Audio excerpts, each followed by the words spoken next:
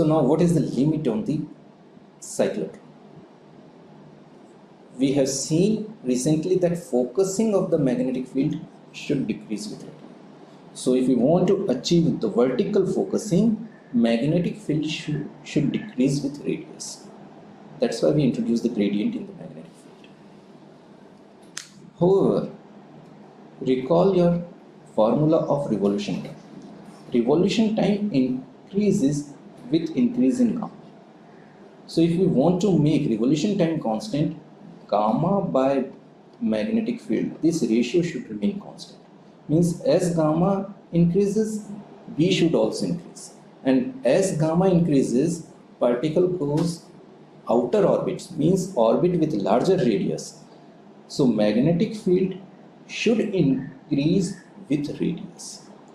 So for synchronism, we have to have a magnetic field which increases with radius, while for focusing, we should have a magnetic field which should decrease with radius.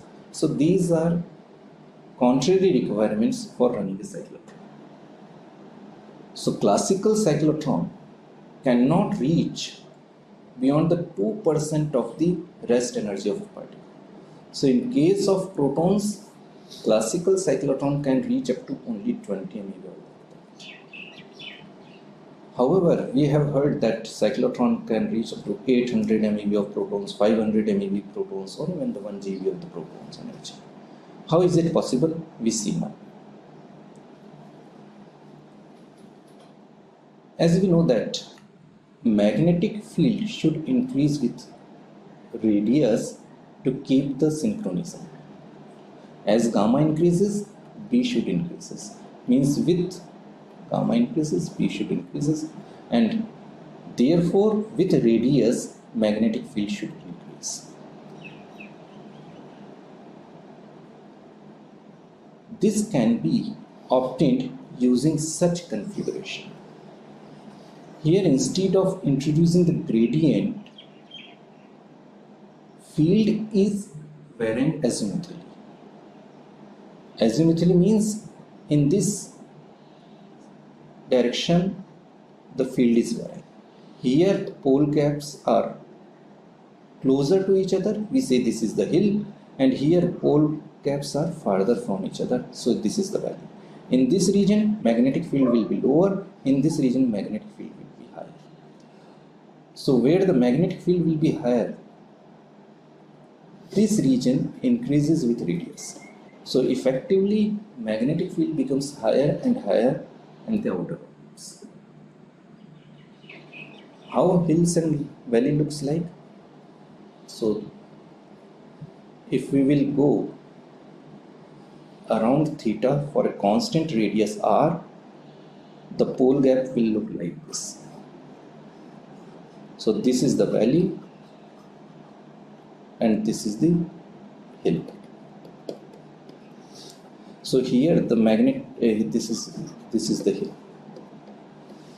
So here the magnetic field is stronger, here the magnetic field is weaker.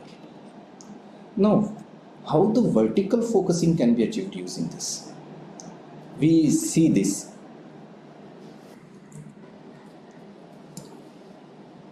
Now, in a perfect circle,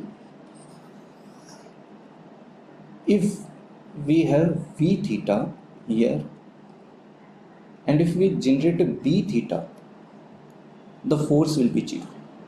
However, in the vertical direction. So this kind of configuration cannot give a vertical force or vertical focusing. If there is an angle between the B theta and V theta, if there is certain angle, then a vertical component of force can be generated using V theta and B theta. So this type of technique is used by introducing the valley and hills. How we can see here. Suppose this is the hill and this is the valley. So at the transition region, the magnetic field, here it is a strong magnetic field. At transition region there will be fringing, and there will be fringing means magnetic field has some fringing effect on this B theta, and this fringing effect generates a vertical focusing. How this fringing effect generates vertical focusing, we will see in detail in later lectures. So this kind of focusing is obtained in the cyclotron. So here, instead of perfect circle, here the magnetic field will cause a small radius of curvature because it is strong, and here radius of curvature will be larger for the path. So instead of complete circular path, it has a scallop type of orbit.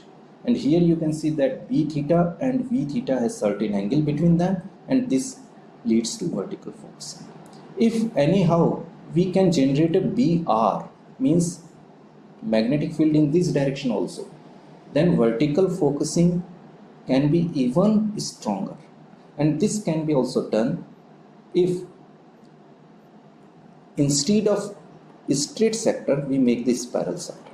In spiral sector we have now B theta as well as BR. So these two components make a very strong focusing mechanism available in the cyclotron in the vertical. One extreme case may be there, that we remove the magnetic field completely from the value. Means we make B is equal to 0 in the value. Means there is no magnet, and then there is a strong magnet, then there is no magnet, then a strong magnet, then no magnet, then a strong magnet.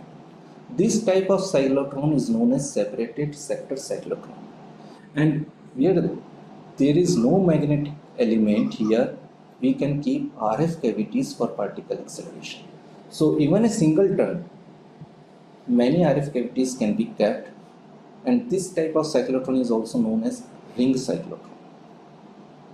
Now if beam reaches up to the certain or desired energy level, we have to extract the beam from the cyclotron. How we can extract the beam of the cyclotron? Now you can see that at the outer orbit we can put a deflector.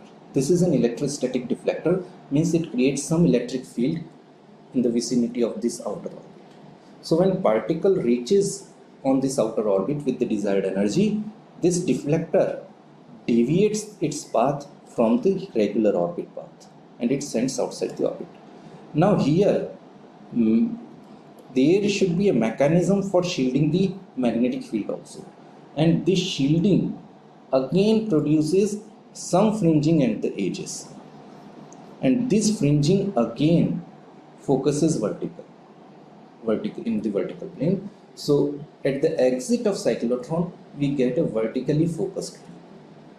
The another technique for extraction is much simpler when we use the negative ion for acceleration. When negative ion reaches in the outer orbit, we can put a very thin carbon foil. So loosely bound electrons stripped out from this ion due to scattering in this carbon stripper foil, and these becomes positive ions. Such a simple case is, take the H negative. H negative means hydrogen with an extra electron. When it accelerates and it reaches to carbon stripping foil, it becomes proton. Means both of the electrons is lost by the H negative ion due to scattering in this carbon stripping foil and becomes the proton. So same magnetic field which was bending in this direction to the negative ion, a proton or positive ion will bend outside this. So extraction will take place. This is the picture of the first ever cyclotron built by the Lawrence, and this is a modern cyclotron. You can see that this is a separated sector cyclotron. These are the magnets, and here we are the drift space or no magnetic element. This cyclotron is in the Triumph Lab of Canada. Now, how the cyclotron journey started in India? It is a very interesting story. Actually, Meghnad Saha, who was this famous astrophysicist, he thought that India should start its accelerator program.